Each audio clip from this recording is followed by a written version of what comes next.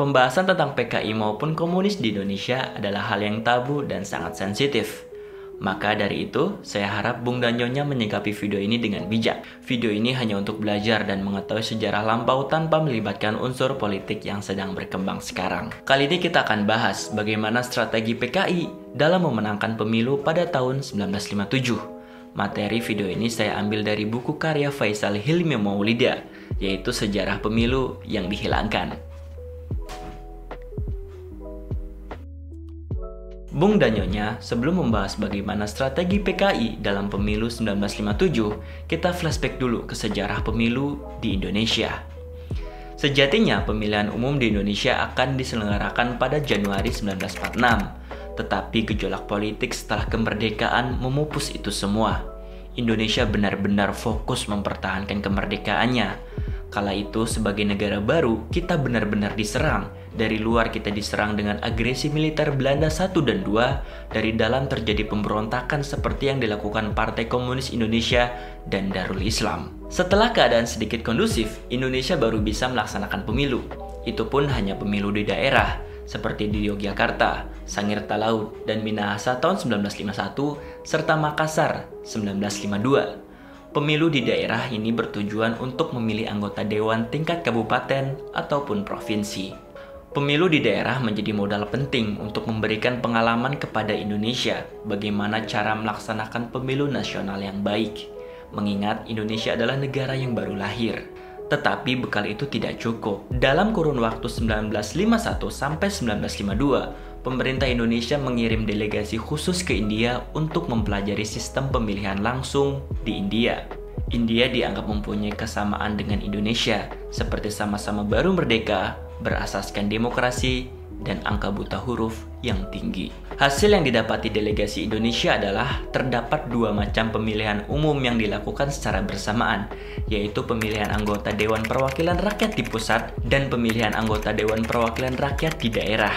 Untuk terlaksananya pemilu, pemerintah India mengeluarkan anggaran hingga 100 juta rupiah atau sekitar 240 juta rupiah dengan kurs tahun 1952. Kemudian karena angka buta huruf yang tinggi di India mengharuskan kertas pemilihan umum memakai tanda gambar, yang kelak cara ini dipakai Indonesia sampai sekarang. Pada 1953, Soekarno mengangkat Panitia Pemilihan Indonesia atau disingkat PPI, mungkin zaman sekarang adalah KPU, dan ditetapkan bahwa pemilihan umum pertama di Indonesia serentak diadakan pada 29 September 1955 untuk pemilihan anggota DPR dan 15 Desember untuk pemilihan anggota konstituante. Konstituante adalah Dewan Perwakilan yang bertugas untuk membentuk konstitusi baru Republik Indonesia untuk menggantikan Undang-Undang Dasar sementara tahun 1950. Tapi sayangnya ada beberapa daerah yang tidak ikut dalam pemilu serentak dengan alasan wilayah yang sulit dijangkau. Pasca kemerdekaan, tercatat ada 3 aliran partai politik di Indonesia. Pertama adalah aliran politik atas dasar ketuhanan, seperti Masyumi, Partai Syarikat Islam Indonesia, Partai Katolik Republik Indonesia, dan Partai Kristen Indonesia. Yang kedua, partai dengan dasar kebangsaan, seperti Partai Nasional Indonesia, Partai Persatuan Indonesia Raya, dan Partai Wanita Rakyat. Yang ketiga, partai dengan dasar Marxisme, antara lain Partai Komunis Indonesia, Partai Sosialis Indonesia, dan Partai Buruh Indonesia. Di masa kampanye, setiap partai mempunyai strategi untuk mendapatkan pengaruh. Misal, Masyumi dan NU berupaya mendapat suara melalui pengaruh kiai atau guru ngaji di desa.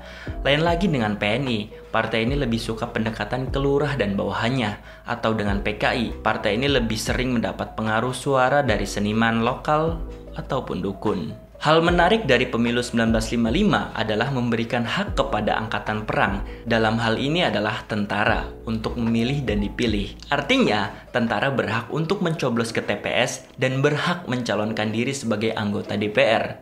Dengan syarat, jika terpilih menjadi anggota DPR, maka status keanggotaan TNI-nya akan dinonaktifkan. Dan jika sudah habis masa jabatannya sebagai anggota DPR, masa keanggotaan TNI-nya akan aktif lagi. Tibalah di hari pemilu 29 November 1955, masyarakat begitu antusias untuk mengikuti pemilu pertama bagi bangsa Indonesia. Dan hasilnya, PNI keluar sebagai pemenang, disusul oleh Masyumi, kemudian NU, dan yang mengejutkan, PKI masuk ke dalam 4 besar dengan sekitar 6 juta pemilih. Padahal sama-sama kita ketahui, sebelumnya PKI membuat kesalahan fatal dengan melakukan pemberontakan tahun 1948 dan mendeklarasikan negara Republik Indonesia Soviet. Tentu hal ini membuat stigma negatif terhadap PKI.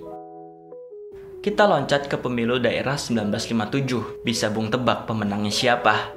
Mayoritas daerah dimenangkan PKI, terutama di Pulau Jawa, sekaligus menggeser dominasi PNI yang kantong suaranya di Pulau Jawa. Bahkan di sebagian tempat di luar Jawa, perolehan PKI menggeser Masyumi. Begini Bung dan Nyonya, pertanyaan besarnya adalah bagaimana strategi PKI bisa memenangkan pemilu di berbagai daerah setelah sebelumnya terseok-seok pasca tragedi pemberontakan PKI 1948. Jadi begini, persiapan mereka untuk pemilu 1955 dan 1957 bisa dikatakan sangat matang. Aidit dan kawan-kawan telah mempersiapkan semuanya dari 1950. Artinya, sebelum 5 tahun pemilu dilaksanakan, PKI sudah mempersiapkannya. Cabang-cabang di Jawa, Sumatera, Kalimantan, dan Nusa Tenggara mereka aktifkan kembali. Dan untuk meningkatkan kualitas anggota PKI, para anggota partai wajib memperdalam teori-teori Marx, Lenin, Stalin, Mao Zedong, dan Musso. Bahkan secara khusus mereka memberikan kursus politik kepada anggota partai. Selain itu mereka juga berafiliasi dengan anggota BTI, SOBSI, Baperki, dan Gerwani. PKI juga melakukan propaganda-propaganda masif melalui surat kabarnya Harian Rakyat.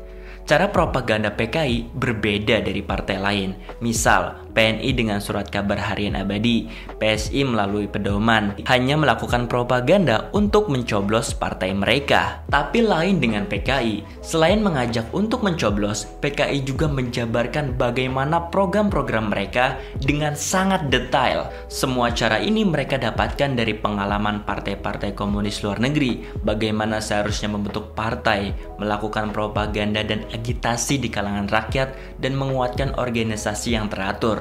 Karena mempunyai organisasi yang teratur, PKI bisa melakukan propaganda yang lebih luas, tidak saja di kota, tetapi juga di desa-desa. Jadi bisa dikatakan, PKI adalah partai yang paling terorganisir, rapih, dan disiplin pada saat itu. Tapi ingat, organisasi yang teratur dan rapih pun tidak akan mendapat pengaruh besar apabila keadaan rakyat tidak dalam keadaan miskin dan bodoh. Dalam keadaan rakyat yang sedemikian susah ini, PKI memanfaatkan itu dengan memberikan janji-janji besar dan manis. Seakan-akan PKI adalah juru selamat yang datang kepada rakyat jelata. Di samping itu, PKI juga mampu memainkan isu yang berkembang. Contohnya korupsi yang dilakukan beberapa pemimpin PNI, Masyumi, dan NU menjadi bahan untuk menjatuhkan partai lain, sekaligus membuat branding bahwa PKI adalah partai yang bersih dari korupsi. Tuduhan korupsi ini tentu tidak diterima oleh partai lain, terutama PNI.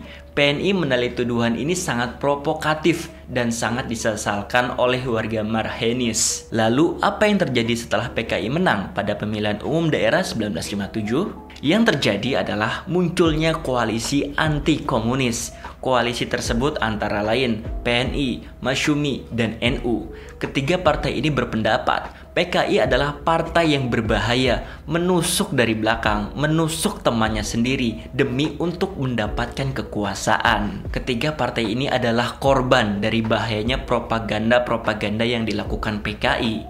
Maka jika ini dibiarkan, dikhawatirkan Soekarnolah korban berikutnya. Kondisi ini pun mendapat perhatian dari golongan Islam yang khawatir terhadap pesatnya perkembangan PKI di Indonesia. Bahkan pada Muktamar Alim Ulama se-Indonesia di Palembang yang berlangsung 8-12 September 1957 menyimpulkan bahwa ideologi komunis adalah kufur hukumnya dan haram bagi umat Islam untuk menganutnya.